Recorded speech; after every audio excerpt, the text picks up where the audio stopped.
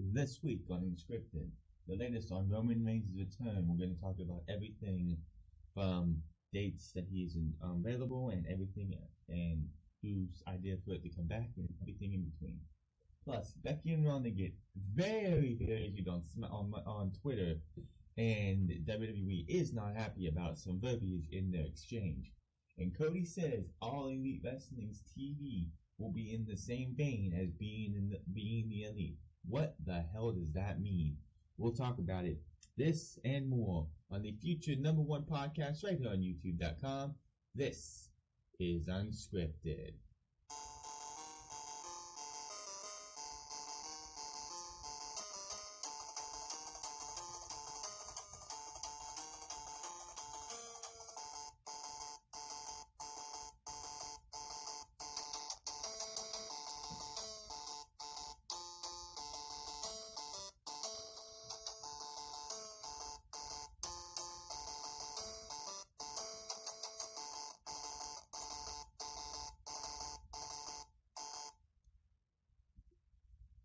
What is going on, everybody? It's the France, and we're here again for Unscripted, episode 59 for you of March 2nd, 2019.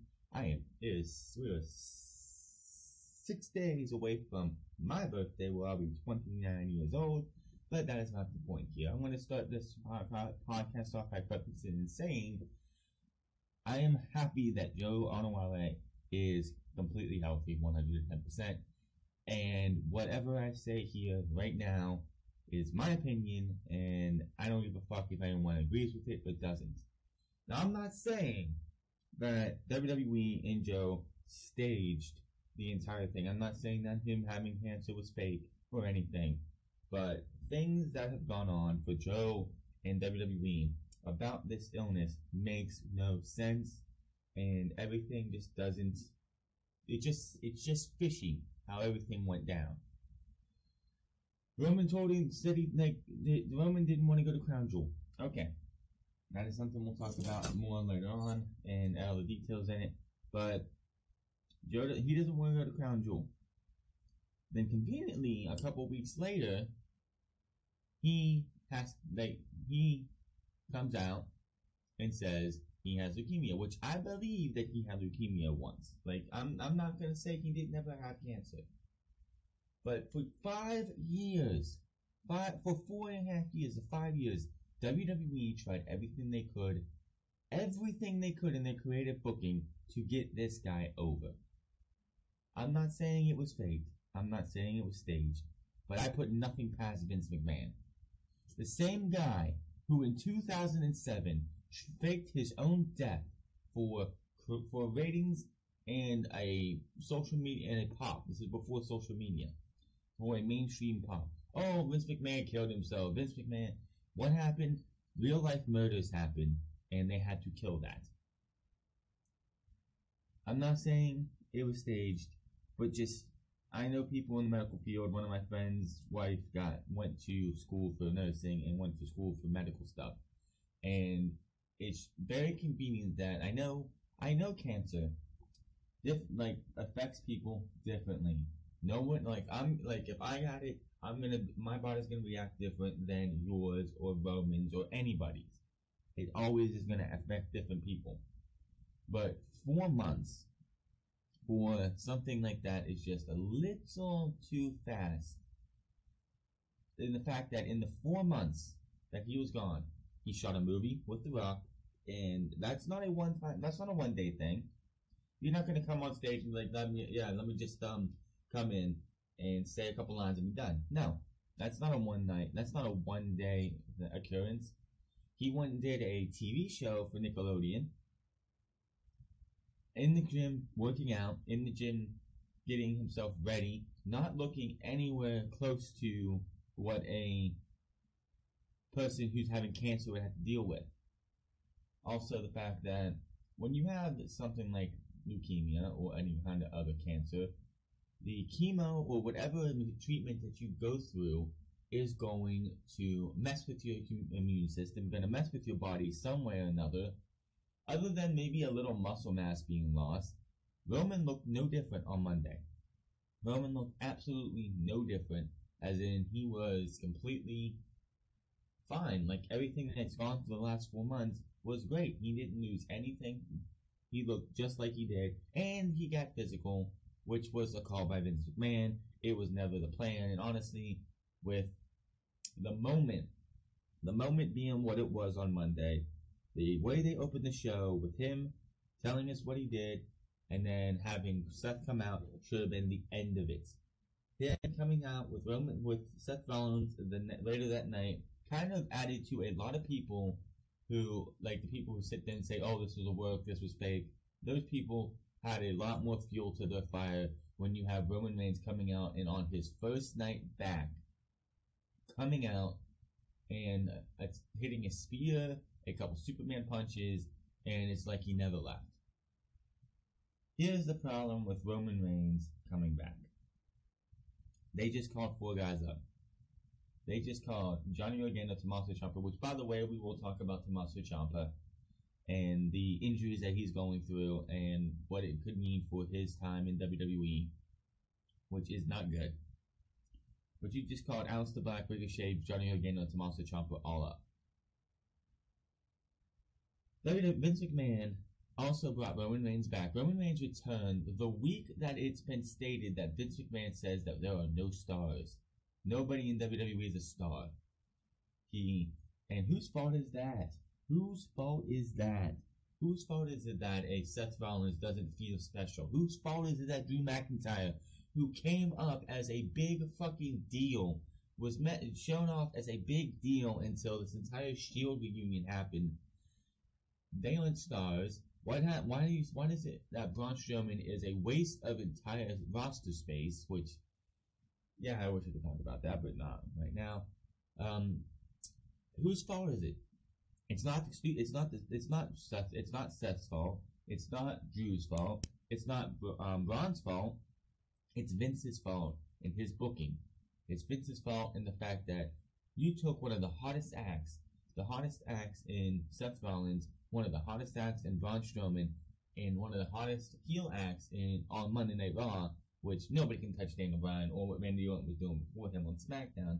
But you took the 3 of the hottest acts in like SummerSlam of 2018 to the end of 2018 into 2019. You managed to kill each and every one of their momentums, and each and every one of them just feel like they're normal now. What can you say? The problem I have is that how long is it going to take until Johnny Gargano, Tommaso Ciampa, Ricochet, and Aleister Black eat one spear and are done 1, 2, 3? How long is it going to take for Roman Reigns to get that Universal Championship back? How long? It wouldn't surprise me if the fact that was because Seth Rollins is still hurt. Seth Rollins surprisingly did some physical stuff, and he wasn't supposed to do anything either.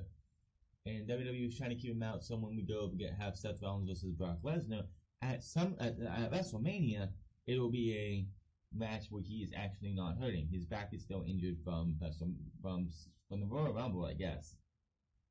But WWE is going to try and find themselves a way to get Roman Reigns into WrestleMania. They're trying to get Roman Reigns. I guarantee you, Vince is trying to find a way to get Seth out of that match, because we all know if the leukemia thing didn't pop up, Roman Reigns was supposed to keep the Universal title through Crown Jewel, and go to WrestleMania and face The Rock. It was supposed to be Roman Reigns versus The Rock at WrestleMania. And now what do we have? We have Seth Rollins versus Brock Lesnar. And also in that 4 months that Roman Reigns was gone, WWE, Vince McMahon said there are no stars. But Vince McMahon gave nobody a chance. Vince McMahon pretty much sat everybody down and was like, listen, Roman's gone for however long he's going to be gone. I don't give a fuck about each and every one of you. We're going to book this show, and we're going to book everyone as just average to nobody, like average people to nobodies, because I don't trust anybody except for Brock Lesnar and Roman Reigns, and Roman is out, so that's why Brock Lesnar is going to be your Universal Champion. That championship means shit. That championship is trash. Roman having the title was meaningless because Brock Lesnar has had that title for 80% of its lifetime, which it's only been around for 2.5 years. Brock Lesnar has held that title for over half of its lifetime. And if that's not a bad thing, I don't know what to tell you. But Roman holding that title for the little bit of time that he did nothing. And it quite honestly was leading to nothing. That title is meaningless. And quite honestly, I wish, like, seeing Ric Flair's birthday party this past Monday when they showed off that custom-made championship with his name on the side plates and everything, made me want that title back. Made me want to see the big gold belt back. We won't see that because WWE wants to have the Universal Championship, which is useless. Roman being back is good, but Roman being back is not great. Roman wasn't a rating draw. Oh, it's like, oh, but WWE had a popped a 3 point something in the first hour on Monday Night Raw. Yes, because you have somebody coming back who they advertised. It wouldn't have been, that 3.7 wouldn't have been there if Roman was just popped up out of nowhere. WWE did that for a reason. And the fact that not even 5 minutes, as soon as they went to commercial break, boom, you could have went to WWE shop and bought that new t-shirt that they got him. That new t-shirt that says, we fight, we conquer, and we believe, or whatever. It's like, really? You couldn't wait till the show was over at least? You couldn't wait till Monday Night Raw was done?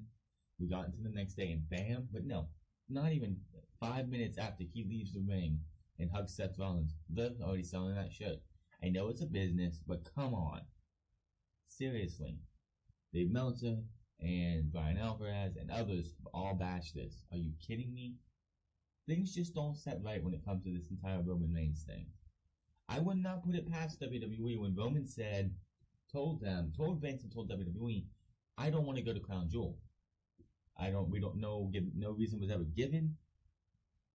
But I would not put it past them to, like, take a illness that he had in his lifetime and have him go out there and be like, listen, I have to go through this again. I don't have it, but I have to go through this again because but he's saying all this, but in actuality, he doesn't want to go to Crown Jewel, so they're going to take the title off of him, and we're going to give it back to Brock Lesnar. Just things don't seem right. Not at all. I know people are going to be salty. I know people are going to be like, oh, you're saying it was fake. How would This is WWE. This is professional fucking wrestling. You do not ever take everything at face value. You do not. You do not just sit there and accept everything that you see on TV. You do not sit there and accept everything that you see in WWE. This is Vince McMahon who, again, faked his own death for a storyline and a ratings grab that wasn't fucking working, and the only reason it had to be canned was because Chris Benoit and his wife and son were murdered. Only reason that was ended. That's a discussion for a different day, and I'm not going to get into that right now. Anyway, I would not put it past Vince to go out there and do this. I wouldn't. Am I saying he did? No. I'm not going to sit there and say that, but there are people out there who think that, and I'm not the only, you're not, like, you are in your own right if you want to think that. People out already saying that are going to get hammered and get destroyed, but as I said, I'm not the only one who thinks it, and not anyone else. I would not put it past Vince to do this. Maybe they knew, maybe Joe is known to have leukemia by Vince McMahon. Well, of course, he probably has to be known by medical, because I'm pretty sure even if it's in remission, it comes up in your blood work, doesn't it? Doesn't it come even if you have it and it's in remission, as it would have been before it popped back up, wouldn't it still show up in your blood? Like, something that let them know that you've had it? So what if Vince McMahon just came up with the whole thing of making him leave to punish him for not wanting to go to Crown Jewel? Which is kind of fucked up, because you figured if the only people I could think to keep WWE from going to Saudi Arabia would be a John Cena, Daniel Bryan, or Roman Reigns. But Vince McMahon wants that blood money, and he took Daniel Bryan and had that WWE Championship match on a Tuesday night. Switched him up with Samoa Joe. John Cena, John Cena just didn't show up. They just replaced him with Bobby Lashley in that awful tournament, and Roman Reigns just happened to get leukemia again. Again, things just don't add up. Think about it. Think of everything that like, if, for somebody who's watching wrestling as I have for 20 plus years, you question everything you see. It's just like the Dean Ambrose thing and the fact that he might be staying, he might be going. They put out a thing saying he's not staying. They put out a press release saying he's not staying. And a lot of people, first off, I'm going to debunk something right here. Cultaholic put a video out, and others have put videos out saying Dean Ambrose is booked for events after his contract is up. There's a nice little thing in every title card that has to be there for WWE to be sued for false advertising. Card subject to change. If you do your fucking research, like hours after those news reports came out, it had been updated by WWE that every listing they had Dean Ambrose on for the UK tournament was already removed. So anybody wanting to sit there and put a half-assed report out being like, oh, Dean Ambrose is staying, it's a work, he's not leaving. The cards have been updated. There is a thing in the things that in the cards that says card subject to change. Everybody going off like, oh, it's a work because Dean Ambrose is scheduled for post-contract appearances. Nope, he's not right now. Dean Ambrose is still on the outs as far as we know. There is that. But WWE, and here's the thing, even if this was staged, even if WWE and Vince McMahon and Joe Onowale or Roman Reigns set this thing up to where he left for 4 months and would come back on the road to WrestleMania, which is also kind of convenient that Roman Reigns will be back before WrestleMania. Still, again, does not sit right. But even if that happened, even if him and Roman and Vince sat down and planned this entire thing out and set the whole thing up and staged the whole thing, we're never going to know. If it was just between those two, we're never going to know. The only two people who would know that is Roman Reigns, Joe Onowale, and Vince McMahon. And do you think either one of them are going to talk? Hell no. That's something that if you were to go with that is something that would go to your grave. Plain and simple. But we won't know, and you can question it, and then you have every single right to. If you have the mind of this was something that you feel was staged, something that you feel was a hoax, there's nothing like, I'm not saying it, and you have every right to feel like that. You do. But the simple fact is, this is WWE, this is professional fucking wrestling. And the fact that WWE, from the moment he left, they exploited this. They did it perfectly. The only time that they should have exploited it and perfectly did it was when Dean Ambrose turned heel. The night Dean Ambrose turned heel was still exploiting it because it was on the same night that Roman Reigns was leaving to go battle leukemia.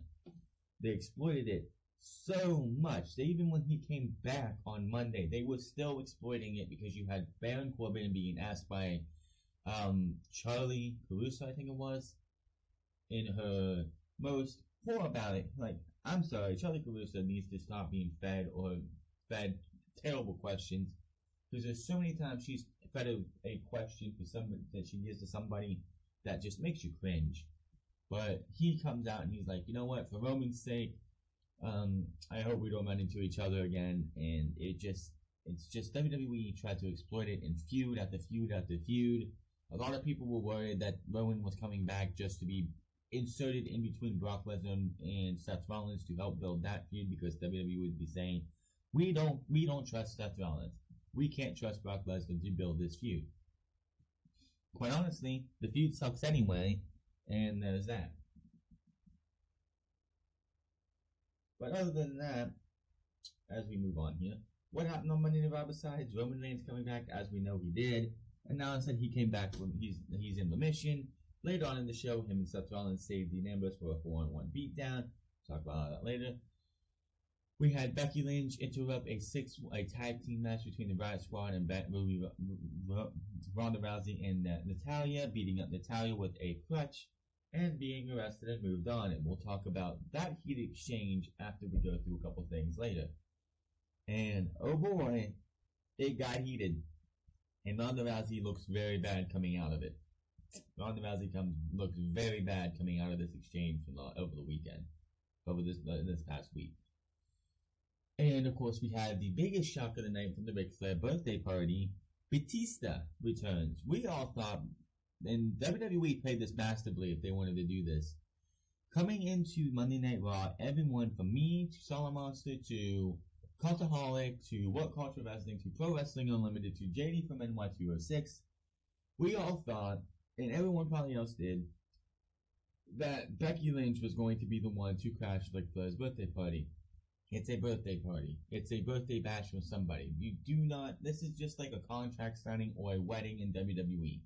A birthday party falls under this too, where the person at the birthday party is going to either be beat up or somebody's going to crash their party. The last time they did a birthday bash was Hulk Hogan 2013 or 14. I think it was 2014. Yeah, 2014 they did the Hulk Hogan birthday bash, or 2015, whichever one. And Brock Lesnar came out. Brock Lesnar came out and ruined the whole thing. So, how was this going to go? We all thought that Becky Lynch was going to come out and put him inside of her to get herself back into the WrestleMania main event. They already wasted that earlier in the day. But no, Batista dragging a cameraman to Ric Flair's locker room. And we'll get to that in a second. He pulls out Ric Flair to get the attention of Triple H, and Triple H goes to the back and looks for Batista. Now, some dumbass on fucking Twitter posted a tweet saying, "Oh, Triple H is going to attack Vince. He's going to turn heel and say I can attack on Old Man too because he's going to attack Ric Flair, and Ric Flair's going to be happy to take bumps." You fucking idiot! Ric Flair is 70 years old. Do you really fucking think that Batista went into that locker room and actually attacked Ric Flair?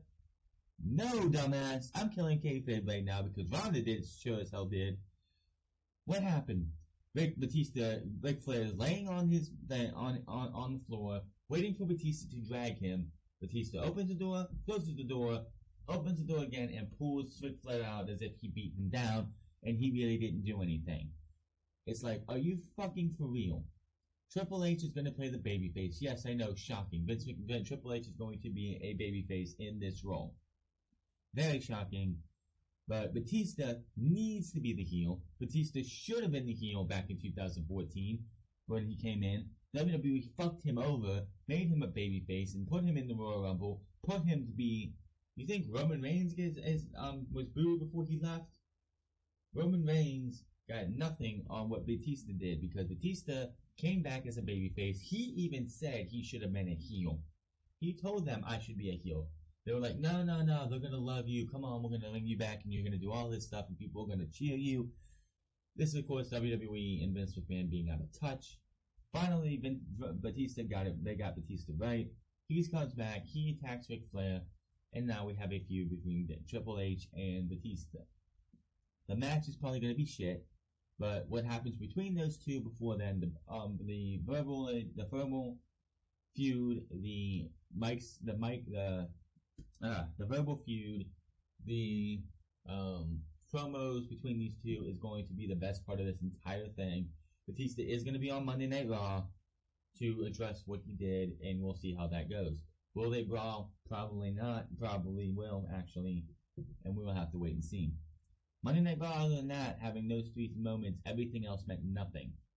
We'll talk about Johnny Gargano and Tommaso Ciampa and why they weren't in wrestling roles later on. Moving on to SmackDown Live, the biggest thing coming out of SmackDown Live is the fact that Kofi Kingston was removed from his main event match at Fastlane for Kevin Owens. This was a genius move. Plain and simple, if Kofi Kingston would have signed on that dotted line and got the match at Fastlane, what Kofi fans who are on this Kofi bandwagon before, like now, would be pissed as fuck when we get to Fastlane and Kofi loses via the nefarious means or whatever other way, and is out of the title picture. Him being removed from Fastlane is good for Kofi because Kofi Kingston will probably be at WrestleMania winning the WWE Championship, and that's that. The biggest thing that comes out of this still is it your heart's gotta hurt if you're a fan of wrestling for Mustafa Ali. Because Mustafa Ali is supposed to be in this position. Mustafa Ali was supposed to be in that gauntlet, having that same hour-long run that Kofi Kingston did, and then go like he did in the Elimination Chamber, being one of the final two, getting beat in the end. And hopefully this whole entire story as it is right now would be for Mustafa Ali going into WrestleMania. And as I pitched it a couple weeks ago, they were building this up to where Mustafa Ali was going to face Daniel Bryan at WrestleMania, and you would have the story being that 1 year ago, he was on the pre-show battling for a chance to be the new Cruiserweight Champion, not winning, and going this entire year, spending most of it on 205 Live, coming out of 205 Live on the SmackDown Live, and a year later, he's wrestling Daniel Bryan for the WWE Championship. That would have been huge for Mustafa Ali. And possibly winning the WWE Championship at WrestleMania. And now his one and only push. He's not a Roman Reigns. He's not a John Cena. He's not an Edge. He's not a Randy Orton. He's not a Batista. He's not somebody that WWE is going to put stock behind many times. Mustafa Ali's one and only chance, possibly, was from his time coming in December to now. And him losing that spot due to an injury probably derailed him to anything more than just a mid-card guy. And it sucks. This guy was supposed to be big. This guy was supposed to be pushed huge. Now that could still happen, but Vince McMahon always changes his mind. And he could honestly have changed his mind on Mustafa Ali. It's going to be something to see. Mustafa Ali did post a tweet saying, "Put me back in, coach," so hopefully he's ready to return. And maybe we can see a triple threat match between Mustafa Ali, Kofi Kingston, and Daniel Bryan at WrestleMania. I would like that, but it still sucks to see a guy like Mustafa Ali miss out on this huge opportunity because of not because of like his bad behavior or anything, but because of a concussion. And it sucks. Concussions suck. They ruin careers and they hurt people's careers as well. And that was pretty much the biggest thing coming out of SmackDown Live. They really had nothing else going on. No, not really.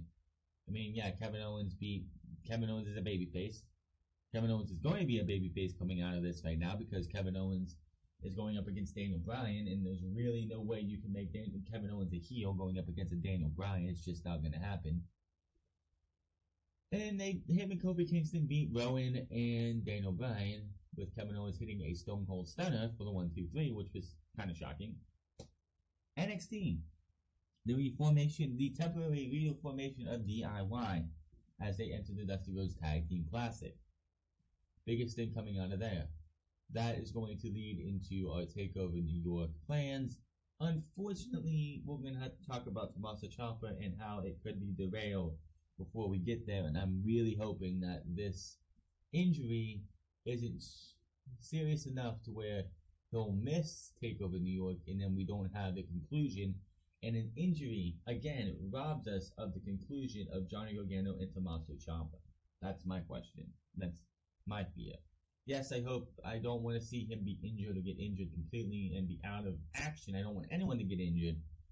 But it comes at a very, very poor time. Very, very poor time. That is Raw, SmackDown, and NXT, and we're going to talk more about Roman Reigns here because Roman told WWE he did not want to go to Saudi Arabia. FightForward.com's Sean Ross Sapp has reported that Roman Reigns, prior to announcing last October that he had been diagnosed with recurrence of leukemia, had informed WWE that he did not want to go to Saudi Arabia for the forthcoming Crown Jewel pay-per-view. Reigns held the Universal Championship at the time and made his announcement and was slated to defend the belt at Crown Jewel in a triple threat match against Brock Lesnar and Braun Strowman. If I'm Roman Reigns, I would have just wanted not to go to Saudi Arabia to have that match because, again, why am I going up against these two? I've done it enough. They built this match for Brock Lesnar and Braun Strowman so they can make Roman Reigns the ultimate destroyer, the ultimate slayer of beast and monster. The match would turn into a one-on-one contest because of Roman Reigns' elimination, who had to suddenly vacate the championship, so Lesnar and Roman battled it out, and Lesnar won in very fuck-finish fashion. Had things played out where Reigns hadn't gotten sick and his wish was granted, he would have joined John Cena and Daniel Bryan staying home from the show. The idea of WWE staging Crown Jewel in Riyadh, Saudi Arabia attracted much criticism, particularly in the wake of the murder of journalist Jamal Khashoggi. Reigns has previously wrestled at the Greatest Royal Rumble in Jeddah, Saudi Arabia, losing to Lesnar in a steel cage match for the Universal Championship. He did lose to everybody who still harps on the fact that, oh, Roman Reigns' feet touched first on the outside. No. If you watch the footage again, Roman Reigns' feet are on the ring apron, or on the ring skirt. He's not on the floor, even though his body is. His feet are dangling on the ring skirt. So Brock Lesnar rolls off, and he is the winner. Speaking of Roman, so again, things just don't feel right. The fact that he tells Vince in WWE, I'm not going to Saudi Arabia, no ifs, ands, or buts about it. And then all of a sudden, boom, he has leukemia again. Just again, something to hold into those who are conspiracy theorists. This also conveniently dropped, I believe, Monday night. Yeah, right before Roman came back. I think it was dropped right then and there. It was like dropped on the dirt sheets and other places that Roman didn't want to go to Saudi Arabia right before he went on to tell us that he's in remission. Now, Tuesday, he went to Good Morning America. And he talked about his raw reaction in Atlanta. Reigns talked about how nervous he was being back in front of the crowd and stated he was in remission for his leukemia. How his mother is such a warrior and that he wants to use his massive platform to build awareness to pediatric cancer. I read that and I watched it and I'm like, wait a minute. Your company already does awareness for pediatric cancer in September. So why are you coming on, who just supposedly battled leukemia, wanting to raise awareness for pediatric cancer? That again is another flag, right, man, for a red flag for me. You're coming on to a worldwide audience or a national audience or whatever in Good Morning America, and you're telling me that you're here to raise awareness for pediatric cancer over leukemia. Something don't sit right in any of this. I'm just saying.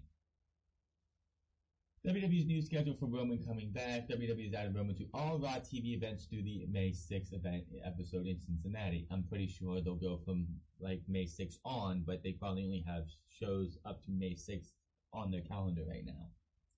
Reigns will likely be added to the May 13th Raw taping in London, England, and he's also already advertised for several events on the annual post-WrestleMania 35 European tour. Regarding Reigns working non-televised live events, WWE has not added Reigns to those shows in the United States yet, but they have him listed for live events on the tour in Brussels, Marseille, and Paris. There's no word yet on Reigns might face at WrestleMania 35, but officials are in talks about his spot on the card. According to a new report of WrestleVerse, the WWE officials are currently figuring out where to put Reigns on the WrestleMania card, and there's said to be multiple options on the table. One option and one option only is Dean Ambrose. Dean Ambrose turned his back on the Shield, poked fun at the fact that Roman Reigns was battling leukemia. Roman Reigns and Seth Rollins are supposed to face off against the team of Bobby Lashley, Baron Corbin, and Drew McIntyre in a handicap match. Saying they go through this and they lose. I don't know how they would do this. Or they win, or they're going to win because they're not going to have Roman lose on his first night, on his first match back. But you have them win. Then Roman calls out Dean the next day, and they set up a match for WrestleMania. The Shield does not reunite until we get to WrestleMania. We do not have a Shield reunion until WrestleMania. Basically, this is what happens. He calls out Dean Ambrose. Him and Dean set up a match for WrestleMania. And he's like, I'm going to beat the shit out of you for everything that you pulled on Seth and what you said about me while I was gone. They go to WrestleMania. They have a match. Dean Ambrose gets beat, especially if Dean Ambrose is still leaving. We don't know if he's still leaving yet or not. What's going on in the back is that when with Roman being back, Dean is a lot more happier than he was before. He was like him being left in the dark about him being left in the dark as long as everyone else that Roman had leukemia did not set well with him. What do you think? If you're somebody who works in who is who works in wrestling, and you're around somebody who's like somebody you work with on the whole for like 4 or 5 fucking years, and you are told nothing, he goes out there and says, "Yeah, I'm dealing with leukemia." That's gonna make you emotional. What you saw from Seth and Dean on Monday Night Raw in October when they came out to do one more fist pose with Roman was real. Absolutely. That could hurt. On a note, it was reported that John Cena's WrestleMania 39 match is still in discussion. Many different modes they can travel down, lots in play. Russell Rose wrote on WrestleMania plans for Cena and Reigns. I could see Dean Ambrose and Seth Rollins and Roman Reigns. After Roman Reigns beats down, and this is something that you need to figure out. They cannot fall back into what they did before with Roman Reigns. They can't. You cannot just feed everybody to Roman, because you have the crowd on his side right now, but you can't fall back in what you did before. You can't. You just can't. If you start going and feeding everybody to Roman, building this entire show around Roman again, the fans are going to boo him eventually. The fact that he's a cancer patient is not going to mean shit. When fans start seeing Roman being pushed over guys much more deserving than him. Roman Reigns winning the Universal Championship in 2019 at all would be the biggest mistake WWE does with this guy. You have the fans on his side right now, but I guarantee you by the time WrestleMania is over and we're going into the road to SummerSlam, WWE is going to fuck this up, and by the time SummerSlam is over, Roman Reigns is going to be booed again. Oh, they can't boo him, he's a cancer patient. Bullshit. It's going to happen. Because WWE becomes lazy, complacent, they got their guy back, they got the one thing they've been trying for 5 fucking years. And if they book him if they feed everybody to him again, and sacrifice all of Monday Night Raw to get this guy over, nobody's gonna fucking care. They're going to go back to the same things before. Everything that happened before is going to happen again, where they're going to boo the hell out of this guy. And there'll be nobody to blame but WWE. The only thing that I want to see at WrestleMania is that you have Seth Rollins winning the Universal title after Roman Reigns beats down and defeats Dean Ambrose. You have the Shield. You have those two come out. First you have Roman Reigns and Dean Ambrose. Like, Roman Reigns helped Dean Ambrose up. They hug. They're all about everything's cool between those two. Afterwards, you have Seth Rollins win the Universal title in the mid card, not on the main event. That's Becky Ronda and Charlotte. And you have them all embrace, do the fist, and that's that. It would not surprise me if WWE somehow weasels Roman Reigns into the Universal Championship spot, and then the women's main event that has been advertised for weeks gets turned into Brock Lesnar versus Roman Reigns versus Seth Rollins, or Brock Lesnar versus Roman Reigns again in the main event for the 5th year. Don't do that, Vince. Don't even fucking think about it. That main event spot goes to the women. They've worked their asses off. Becky Lynch and Ronda Rousey and Charlotte are doing everything they can to make the first ever women's main event worth it, and to only lose it because Roman is back would be fucking pathetic. Moving off of him, we're going to move over to the UK, the NXT UK brand. Several new signings have been announced for the NXT UK brand. Jazzy Gabert, Kaylee Ray should have been signed after the Mae Young Classic 2017. Jazzy Gabert tried to get signed after the Mae Young Classic, but a back injury, I believe it was, kept her from getting signed. Elo Rokoba, Oliver Sauter, and Jay Melrose, aka the Primates, which I'm excited about that one. Film favorite Ilya Dragunov made his NXT UK debut at the weekend's TV taping in Coventry, England. He defeated Austin Smith in a dark match. Ray a former Mae Young Classic competitor, also worked the tapings in a match against Isla Dawn. Gabbard, another fan favorite known as the Alpha Female, has been trying to get signed with WWE since the 2017 Mae Young Classic. She and Ray appeared back at the NXT UK TakeOver Blackpool event in January, adding to the speculation of their signings. Melrose, also known as Primates, teamed with Wild Boar at the weekend's tapings to face Sam Stoker and Louise Hawley. Primate, Jay Melrose, aka the Primate, has been working with NXT UK since December. He is also from him and Kaylee Ray I've seen in Defiant Wrestling. Jay Melrose was actually the general manager for a majority of 2018 due to a broken jaw that he had that made him have a summer retire from the ring for a majority of 2018. He returned to take on Gabriel Kidd, who has been attacking him and going after him. And him and Gabriel Kidd had a feud going into Defiant's first pay-per-view of this year in February called Unstoppable, where he took the loss as he was leaving Defiant Wrestling and going on to WWE UK TV. Primate is a hell of a wrestler. The only problem with Primate being in NXT UK is that he's more known as a hardcore wrestler, and WWE and NXT UK doesn't really do much of the hardcore style.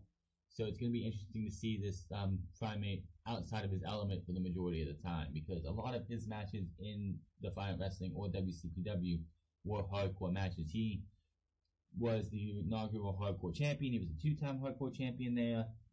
They even made the hardcore division in Defiant Wrestling because of Primate and the fact that he was out there being a hardcore guy. Let's see here. They do have a full announcement on the signings. The 25-year-old Rokuba, or Ilya Dragunov, who has been competing all around the world under his name Ilya Dragunov, was born in Russia and raised in Germany. While his career in sports entertainment took root, often described as Usibag, the German word for invincible. Dragunov is feared for his unbridled intensity inside the ring. He turned heads at the WWE trial in Cologne last November. Ray and Gabbard, both of whom competed in the inaugural Mae Young Classic in 2017, were introduced as incoming UK competitors while they were sitting ringside at TakeOver Blackpool in January. Hailing from Glasgow, Scotland, the 5'8" Ray has racked up numerous championship reigns over her 10-year career, including 3 stints as ICW Women's Champion. Known for throwing caution to the wind, the Scottish Daredevil recently appeared at UK on WWE Network and promised to go straight to the top of the women's division. I'm just gonna say right now, Kaylee Ray needs to be a heel.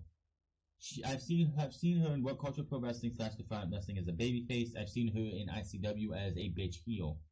I like the heel Kaylee Ray over the babyface Kaylee Ray. I'm just saying. I think it would be great to see her as a heel, even though I know Rhea Ripley and Isla Dawn. I believe Isla Dawn. I know Ginny is also a heel too. So I would like to see her as a heel. I'm just saying. She has that more smug look to her when she's a heel. Gabbard made an unforgettable impression during her Mae Young Classic appearance in 2017, leaving onlookers in awe of her incredible power.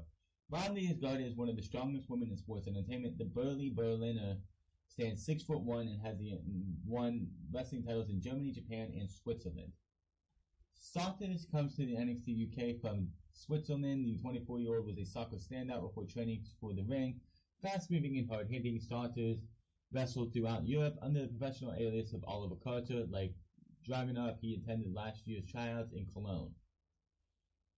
UK fans, meanwhile, already grown familiar with the Primate, Jay Melrose, the 8-match-wearing superstar who debuted on the brand in December. Hailing from Newcastle, England, the 220-pound Melrose served in the British Army for 6 years, including as a director, including as a member of the British Household Cavalry, which provides direct protection to the royal family in Buckingham Palace.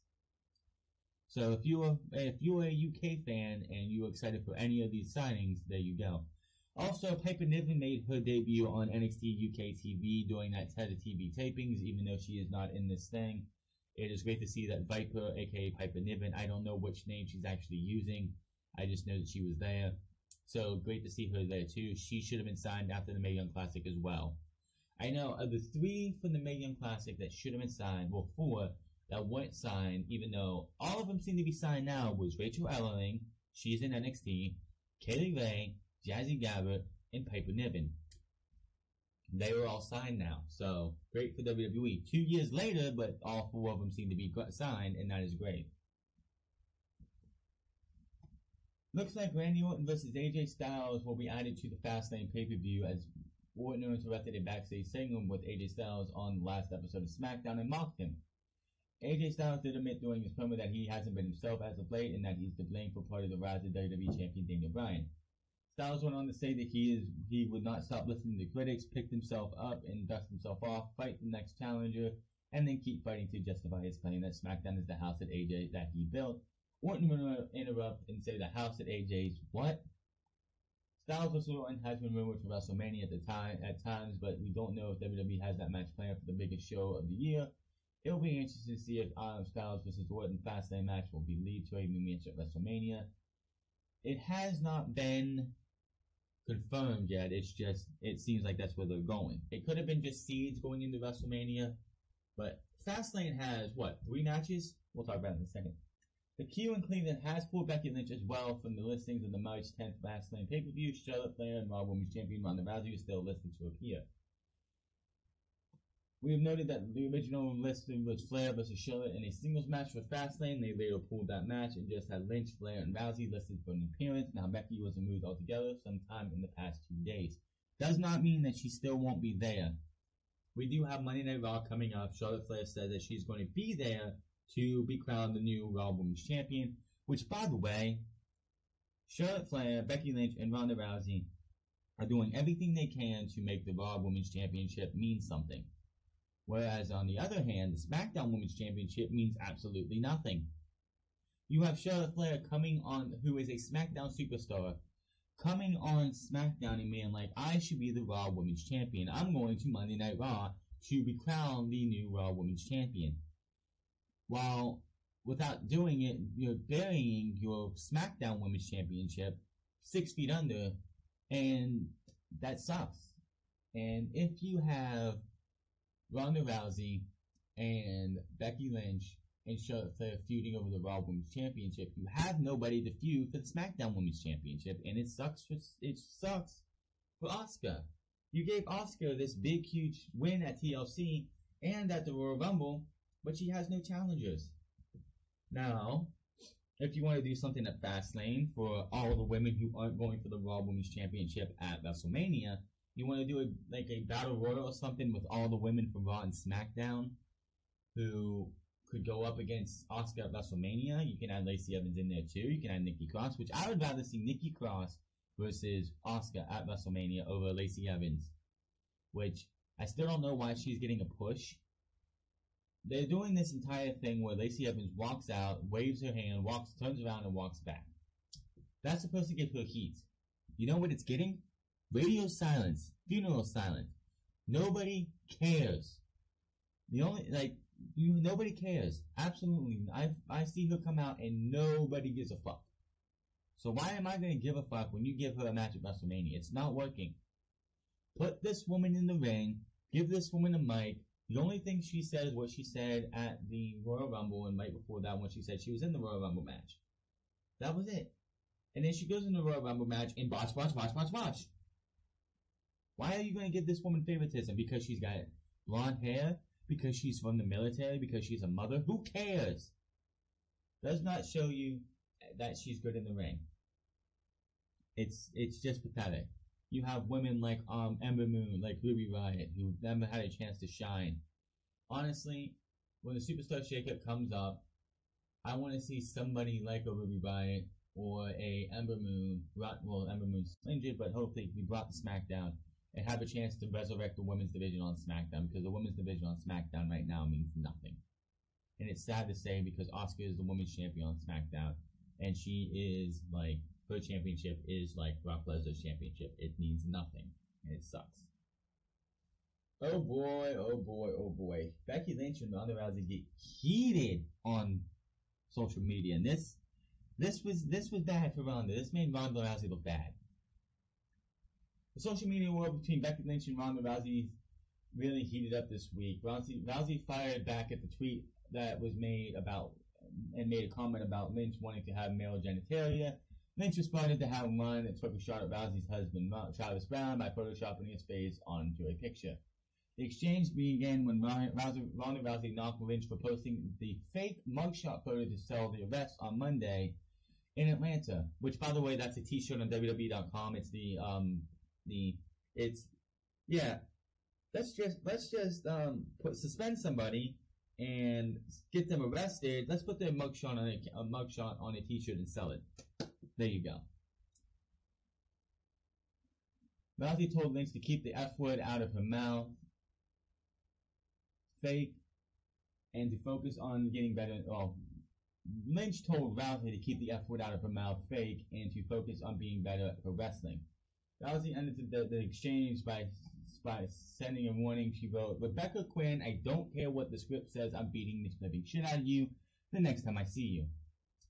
It's believed that Lynch vs. Rousey feud will lead to a WrestleMania 35 triple threat match with Lynch, Rousey, and Charlotte Flair. Flair is sailing up to Monday's Raw and storyline in hopes to be crowned Women's Champion after Rousey laid the title down this past Monday in an attempt to force WWE officials to reinstate Lynch for her storyline suspension so they can have a singles match at WrestleMania.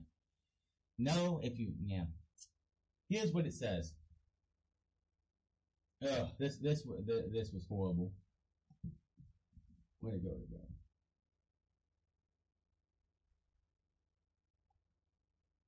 Basically, it was like Ronda Rousey came out and she put that picture up, which again is a T-shirt on WWEshop.com. Which there you go. She's like, oh my god. Rousey said, "You're posting fake mugshots and something," and it came down to it is that she called. This is something that is going to piss a lot of people off, and I was pissed off when I saw it too. She sat there, put a picture of Becky Lynch's armbar on, when she sold the armbar, going on the Survivor Series, when you saw Becky Lynch putting her in the disarmer, she said that your armbar is fake. Your armbar is fake. It looks like you're holding the penis that you wish you had. Ronda Rousey looks so bad coming out of this. She really does. Then Becky Lynch posted it does look exactly like one now that you mention it, and she took Travis Brown, which I believe is Ronda Rousey's husband, and put his face on there.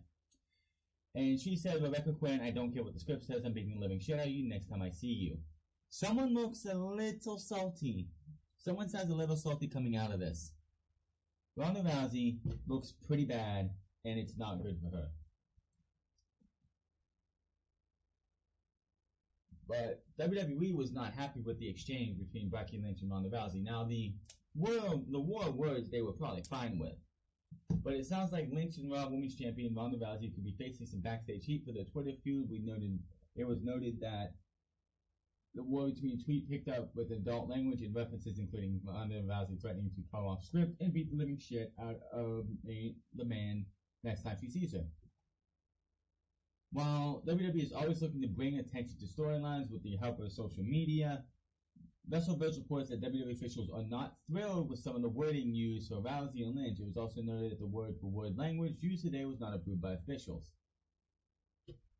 On a related note, for whatever reason, Rusev, who was absolutely not have any reason to be relevant in this entire thing, decided to come out and say, Rousey looks like Charles Barkley, not a role model. Which, honestly, I'm going to have to say something on that. If I had kids, I would want them to be like Barkley or Ronda Rousey, where they say what's on their mind. They don't hold nothing back. I have no problem with somebody saying something like that. Which, by the way, that's just how it is. You gotta have people who speak their own mind. We don't have enough of that. But this was bad for Ronda Rousey. She comes out as if somebody who has never seen a professional wrestling thing in her entire life. She comes out there as like, I've been a wrestling fan my entire life. I love this sport. I love this business. You keep doing shit like this kind of hurts your credibility of saying you are a professional wrestling fan. Because you come out sounding horrible. Sounding like you've never watched professional wrestling in your life. This just sounds horrible completely. It was bad. It was terrible. This is going to be like, yeah. I know WWE wants to have it. Like, the Twitter feud was fine. Yes, they have to get most of this stuff approved. But I'm pretty sure the F word is banned in WWE. You cannot say the F word and expect anybody to be happy about that. Saying that, and here's the thing. She called Becky's disarm her fake. Now, we're going into WrestleMania 35 soon. And Becky Lynch is slated to probably win the Women's Championship by putting that same disarm her onto Ronda Rousey. Ronda Rousey is going to sell for that now. Ronda Rousey is going to sell for that thing now. I don't know.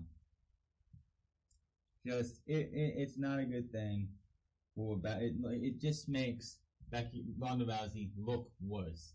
Like, she can't see, like, it shows Ronda Rousey is having, like, the thinnest of skin out there. It's just bad. Trying to find this thing here.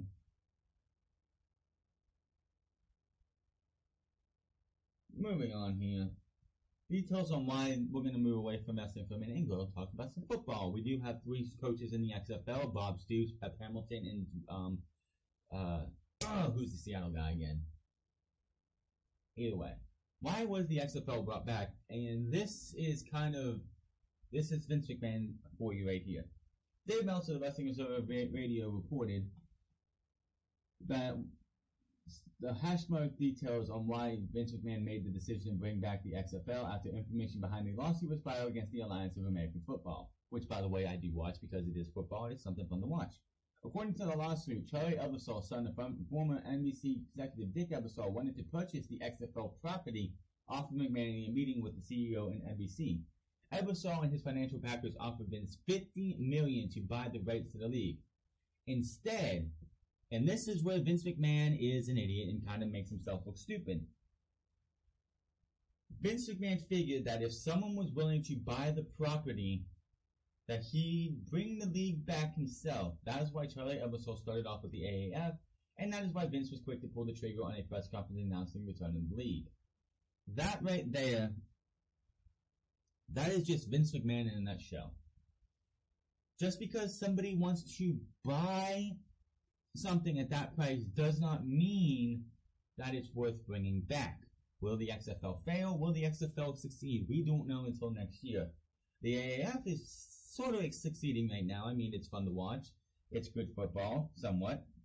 And WWE, Vince McMahon has got to deal with the fact that there's already spring football, and hopefully that can stay popular enough to where Vince McMahon's XFL would work. But you don't go and do that. You don't go and like, oh, they want to buy that. That's just like if EA was like, someone came up to EA and was like, I want to buy the Dead Space series from you for $20 million, like $30 million. I want to buy the rights to the Dead Space game, IP license, and everything, the programs and assets and everything. And EA going, well, if you want to pay $20 million for that, we're just going to put a half-assed game out, and there you go. That's not what you do. That is not what you do. That's just, oh my goodness. That just makes Vince McMahon seem even more stupid. Now, yes, the Alliance of American Football is doing pretty well. I mean, yes, they did have that problem with the one of the financial backers backing out, but they're on steady ground now, and hopefully it lasts that way. But to say that, oh, someone wanted $50 million, and it's like, well, I'm not going to let someone else use my name for $50 million. What Charlie Ebersol and them should have did if they wanted the rights, they probably could have just offered $10 million for it and probably would have got it. $10 million would have kept Vince McMahon from going, you know what, we're going to make another football league. This was kind of, yeah. Vince McMahon in a nutshell. Somebody wants to buy the rights from me, I'm just going to do it myself. That's a little football talk for this week. I'm just like, wow. That is ridiculous. Dana Warrior, wife of the late Warrior, Jim the Warrior Hellwig, is now supposedly on the creative team. Mindset and the Pro Wrestling Key is reporting that Dana Warrior, wife of late Ultimate Warrior, has joined the WWE writing team to add a female perspective to the programming. According to Satin's report, Warrior was at television this past week, and the role is currently not listed as permanent, but matters could change if things happen to go well. Dana Warrior has been brand ambassador for WWE and has been a figure of the company since the Ultimate Warrior was inducted into the Hall of Fame in 2014. Updating this a little bit, it was reported that Dana Warrior was backstage visiting at Monday Night Raw, but she was actually there working. According to Dana Warrior, has reportedly shadowing the WWE writers and learning about the creative process, because you're not just going to throw somebody in there and expect them to do anything. It should be noted that Dana has not officially been hired for a full-time job with the writing team, but she has been given a chance to bring a woman's perspective into the WWE creative. There are several other female members on the WWE creative team at this time. Dana's role is not permanent, full-time gig, but she could change things working. Dana joins writer David Schilling as new additions to the writing team. WWE is full of fresh but familiar faces these days, as several names have been hired to work as backstage producers, including Bruce Pritchard, Steve Corino, and aka Chris Parks, Shane Helms, Sanjay Dutt, Sean Lavari, and WWE Hall of Famer Jeff Jarrett. Honestly, this means nothing. If she's on creative team, it means absolutely nothing. 99% of the stuff that you see on TV is from Vince McMahon's mind. I don't understand why they have 30, 40, 60, whatever creative writers, when 99% of the stuff that they want to see brought to TV is written down on a paper, taken to a basket, flipped into it, and dumped through a paper shredder. So her being on there means absolutely nothing. Just as long as we don't see her doing the Warrior Award anymore, every time she goes out there, especially that first year, the first year they did the Warrior Award in 2015, she came out and made an absolute jackass out of herself. And I will say that to this day. She made an absolute fool out of herself. She made a fool out of her husband's name. And she always makes a jackass out of herself. She's supposed to be out there presenting this prestigious award to somebody, and she's out there making it about herself. But again, this is creative, this is WWE creative, and it's not going to make a damn difference. Moving on to some very seriously bad news that could really be affecting NXT TakeOver New York, and I hope it doesn't. Fans of NXT were slightly left perplexed this week as both Tommaso Ciampa and Johnny Gargano failed to compete on Raw with SmackDown. This was especially confusing considering a Gargano vs. Cesaro match had been advertised before Tuesday night's show. I was looking forward to that match actually, and I was kind of disappointed it didn't happen. It appears plans involving the DIY lads could have changed in the build to this week's shows due to NXT champion Tommaso Ciampa working through some kind of injury that, according to at least, and Ciampa is injured, although we don't know the severity of it. It's something he had been working through with the idea of taking care of it after TakeOver, but that explains why he wasn't on television this week. Well, he was on television. He was on stage for Ric Flair's birthday party. He was listed for upcoming weekend NXT dates. As last week's live, DIY took on the bar and tag team action, during which the greatest sports entertainer of all time went to give Sheamus a sunset flip powerbomb off the middle rope. However, the move went wrong as he landed his large frame of Sheamus came crashing down on the knee of Ciampa. This is not the injury that he's dealing with, unfortunately.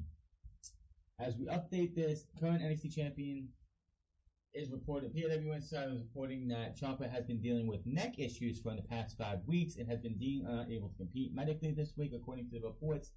All options are on the table as of what WWE will do going forward, with Ciampa's situation is still in flux.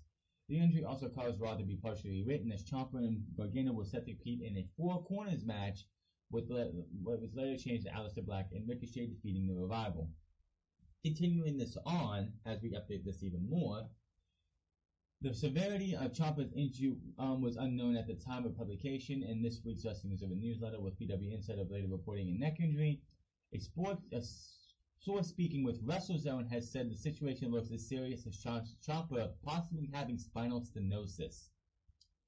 It was said this came as a genuine shock and Ciampa might be forced to have surgery on his neck. Tommaso Ciampa was held off TV for the most part this week, and it was due to him dealing with an apparent injury, one that could end up requiring surgery. The severity of Ciampa's injury was unknown. The current NXT champion was reportedly trying to work through the injury, possibly taking care of this after April. Now, it was that Ciampa was deemed not cleared, and the match that was supposed to happen on Monday Night Raw was a fatal four-way with him, DIY versus Black, and Ricochet versus Hawkins and Ryder versus a fourth team, which looked to be a number one contenders match to the Revival. That was rewritten, which I don't know why they couldn't just make it a triple threat match and keep the NXT guys out and then just have, which I mean, I think that was supposed to be the Revival and was supposed to face DIY at Fastlane, and now that's off the table. Ciampa was, of course, only seen in pre-tape context on NXT this week and was not listed for any of this weekend's NXT live dates. We here was Tommaso Ciampa, the speediest of recoveries. That is not good. That sucks completely right there that he is out with a neck injury. I don't want to see anyone ever getting injured. If it is spinal stenosis, it's like this guy came back in 2018 from an ACL tear. Has had the best run of his entire career, probably his entire life. And a neck injury could probably rob us if it gets any worse, which if he's probably not going to wrestle till TakeOver anymore. They have the 3 matches or whatever they taped for NXT TV, 3 matches or whatever for NXT TV that they've done. And I'm going to say that we will see him. He's not going to wrestle on the last set of tapings that they have coming up. And he hopefully will be able to make it through NXT TakeOver New York, have a decent match with Johnny Gargano. If it's a neck injury, it's going to hopefully not hinder that match. And he can go off, have his surgery if he needs to, and everything will be great for that. I just hope it's not something that's going to derail his career to where NXT champion is the last thing that we see him do, and he's going to be like a Jason Jordan. Even though Sheamus supposedly had spinal stenosis last year, if he has spinal stenosis, what I would do to him is I would go talk to Sheamus and ask what he did to get over his, because Sheamus was reportedly having spinal stenosis coming into 2018, and I even predicted, I thought that Sheamus was probably going to end his WWE career at WrestleMania 34. That didn't happen. Sheamus is still wrestling. So if I'm Tommaso Ciampa, I would go to SmackDown and talk to Sheamus. I would. So, speedy recovery to Tommaso Ciampa. I hope everything is not as bad as it seems. Madison Rayne, as we move on here, is finished with Ring of Honor. Madison Rayne has reportedly left Ring of Honor, according to reports from PW Insider. Rayne has received a contractual release from the company. She has been signed since 2018. She was unhappy with creatives. Her direction of her character was not in the way of her liking. They had a mutual and amicable release. I guess they don't do 90-day no-complete clauses on Ring of Honor contracts because Madison Rayne is heading back to Impact Wrestling, where, quite honestly, she belongs. Madison Rayne is the queen bee of Impact Wrestling. She has been for a while. I mean, it was great to see her in the Mae Young Classic. I kind of wish we would have got 2 matches out of her instead of just 1 in the Mae Young Classic to show everyone what she was all about. But it was nice to see Madison Rayne to work a match with WWE. And I'm pretty sure that was just a check mark off the bucket list of her career, that she got to actually work for WWE for at least a match in the Mae Young Classic. But she is going back to Impact Wrestling, where she should be. Matt Hardy is no longer woken, but multifarious. Whatever the fuck that means. Matt Hardy surprised fans by returning to WWE SmackDown this week. However, he was not his old character anymore. He explained his new gimmick on the YouTube channel as multifarious Matt Hardy. The last time you saw me, I was woken Matt Hardy. I've learned to control that now. You're looking at a redefined Matt Hardy, a multifarious Matt Hardy that is comprised of many different elements. Don't fret if you're a fan of my broken brilliance and woken wisdom because the situation arises. Then woken Matt Hardy will emerge, and I will delete and make them obsolete. I saw this video, and Matt Hardy the only person I can see making any of this work would be Matt Hardy. He then went on to detail his current state, which he will incorporate most of his past personas. If the situation arises, the sensei of Magnitude V1 will emerge, and all the MFers will rejoice. Even the original Hardy Boys fans, if the situation arises, then I will enter the battlefield with tables, ladders, and chairs. The intrepid Matt Hardy will is well inside of me. If the situation truly needed, then Big Money Matt will emerge. That is something he did in TNA, Impact Wrestling, when he turned heel, winning the World Heavyweight Championship from EC3 before he became Broken. The Big Money Matt Hardy gimmick was actually the last gimmick he did before Broken Matt Hardy became a thing. He ended by saying that him and his brother brother Nero, Jeff Hardy, will prove they are the best tag teams of all time and are going for the SmackDown Live Tag Team Champions, and he ended by doing his delete. So, Matt Hardy, I can honestly, with this multifarious gimmick, I wonder, will we possibly see the return for like an episode of SmackDown? Will we see different themes? Will we see the Matt Hardy V1 music come back for a singles match if he wants to come out as Matt Hardy version 1? Will we see the Woken theme come back? Will they have new theme for Big Money Matt Hardy, because that was something he did in Impact Wrestling, his heel persona, which that would be really interesting. It's like 1 week all you hear, you see the keyboard, you see the loading up. It'd be a different screen than it was before because 2019. But you had the Matt Facts come back, which a lot of people loved the Matt Facts back in the day. Could we possibly see, like, say next week on SmackDown Live, we see Matt Hardy doing his thing?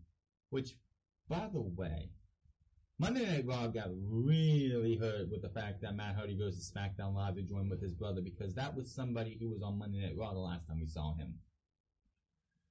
So yeah, like Monday Night Raw definitely is getting hurt a lot more with these people with Monday Night Raw got really hurt when it came to roster depth, because Kevin Owens and Matt Hardy both returned on SmackDown.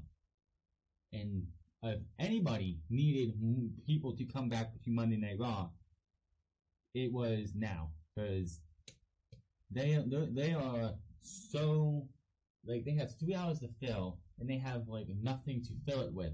And Matt Hardy and Kevin Owens both going to SmackDown hurts Monday Night Raw in the long run. When they do the Superstar Shakeup on the second week of April, a lot of guys and women have got to be coming to Raw. Well, at least most of the guys. I think the women on Raw are fine. But Monday Night Raw got literally, like, you thought Monday Night Raw was bad, and the fact that Kevin Owens, and it was weird because Kevin Owens promos were only happening on Monday Night Raw in the pay-per-view at the Elimination Chamber. All the promos were happening on Monday Night Raw, so to see him show up on SmackDown was really shocking. Out of the WWE realm, we're going to All Elite Wrestling, as All Elite Wrestling announces a new partnership for Double or Nothing. AEW announced during their Road to Double or Nothing episode a partnership with Culture City, which is a non-profit organization that creates acceptance and inclusion for all individuals with unique ability. It was noted that the Double or Nothing event on May 25th in Los Angeles will be the first essentially inclusive wrestling event in history, which allows people with autism and other sensory needs the ability to experience the show. They tweeted, and I quote, "We are incredibly happy to announce a partnership between AEW and Culture City, beginning with the first century inclusive wrestling event in history, Double or Nothing, May 25th in Los Angeles. For more information, visit culturecity.org. This is awesome. This is great. It gives them their own identity. It gives Double or Nothing its own, like, feel to the place. That is great for them, and quite honestly, that is actually awesome news to see. I saw the Road for Double or Nothing thing. We'll talk about the other big news coming out of that here in a second, but this is awesome. If you are going to Double or Nothing and you have somebody in your family who has sensory problems, is autistic or something, and you wanted to never been able to take them to a wrestling event before because of what's up with them, what's hindering them from being able to go, this is great for everybody. Because yes, there's people like there's like, my dad's girlfriend has seizures because of strobe lightings and stuff. She can't see flashing lights without having a seizure. That is something because in wrestling you see strobe lighting all the time. Even WWE, like when somebody comes out, when Seth Rollins comes out, or when Shinsuke Nakamura comes out. Shinsuke Nakamura's theme or entrance when he does the flashing lights, those things are used to, it still does. could knock out somebody and put somebody into a seizure. This is something that will help like that. I'm so happy to see something like that. And quite honestly, it's going to make Double or Nothing for those who want to go to this just enjoy the show a lot better. Speaking of the road to Double or Nothing, AEW makes a new signing for the women's division. I'm excited about this one because I've been watching this woman wrestle in What Culture Pro Wrestling and Defiant Wrestling for the last 2.5 years. In the latest Road to Double or Nothing video, it was announced that UK wrestler Bea Priestley, the better half of Will Ospreay, has been signed by AEW. Brandy Rhodes made the call to Priestley to welcome her to the promotion. Rhodes told Priestley they wanted her to join up in July at the Fight for the Falling event in Jacksonville. Oh yeah, by the way, the Jacksonville event is called Fight for the Falling, and it will be in July. Priestley has previously worked for promotions like Stardom, World of Sports, and Defiant Wrestling. The current AEW's women's division includes Bea Priestley, Aja Kong, Brandy Rhodes, Britt Baker, Kylie Ray, Nyla Rose, who are all going to be facing off each other in a triple threat match, Penelope Ford, and Yuki Sakazaki. Awesome get for AEW. WWE has been wanting Bea Priestley for the UK division or the Mae Young Classic for the last 2 years. And they did not get her. AEW did. And to those who don't know who Bea Priestley is, you're going to find out, and she is a hell of a talent. She was in the first ever Women's Championship match for Defiant Wrestling. And if you want to see Bea Priestley wrestle, this coming tomorrow at 3 o'clock Eastern Standard Time on Defiant Wrestling's YouTube channel, she and the Women's Champion of Defiant Wrestling are going to team up to take on Lizzie Styles and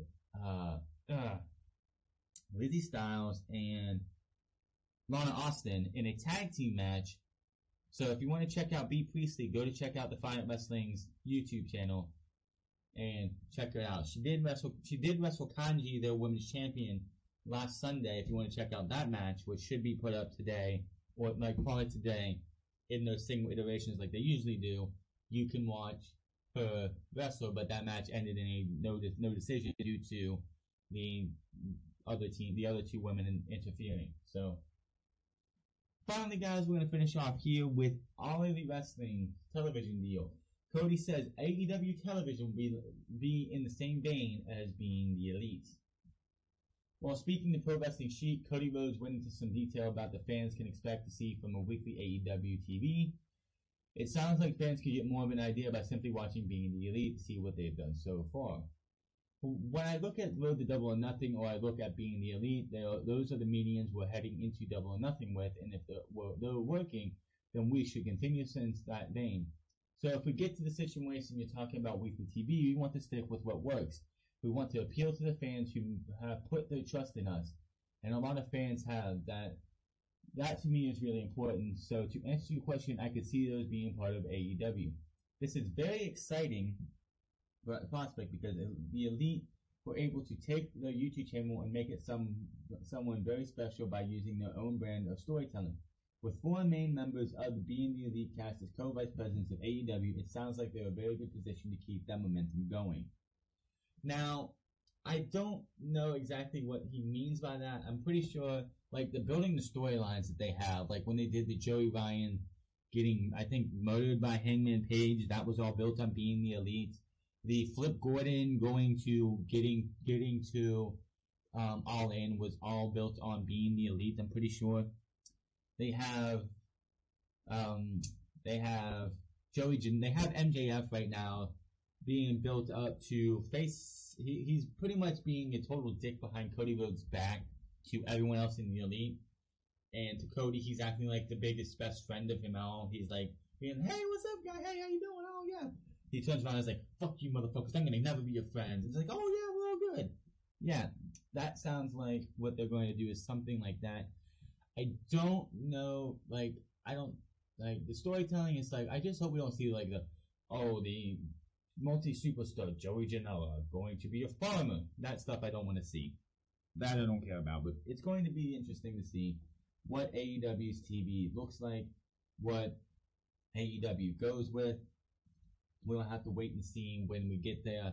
I don't expect a TV deal being announced at Double or Nothing. Maybe Fight for the Fallen in July. That sounds like more of a time because that gives you a couple months.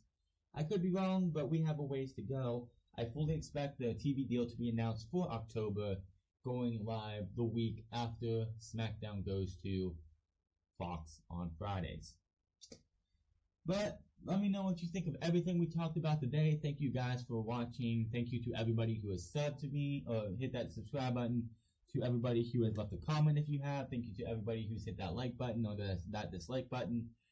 And I will see you guys Monday for Monday Night Raw as we are on the Go Home shows, mind you. By the way, we have a pay-per-view coming next Sunday called Fastlane, and there's only like 4 matches announced. There's the Tag Team Championships. The Women's Championship on SmackDown has been added with Mandy Rose taking on Asuka. The WWE Championship and the Women's Tag Team titles. That is it. That is the only matches. There are 4 matches, and guess what? 1 for Raw and 3 for SmackDown. And the pay-per-view go-home shows are this week, by the way, and it looks like the way Monday Night Raw is being built, not too much stock is going to be put into Fastlane anyway. But I'm going to get out of here. You guys have a good one. Follow me on Twitter at TheFranz. Follow me on twitch.tv/TheFranz08. Hit that subscribe button. Comment down below. Like or dislike this video. And I'll see you guys for Monday Night Raw.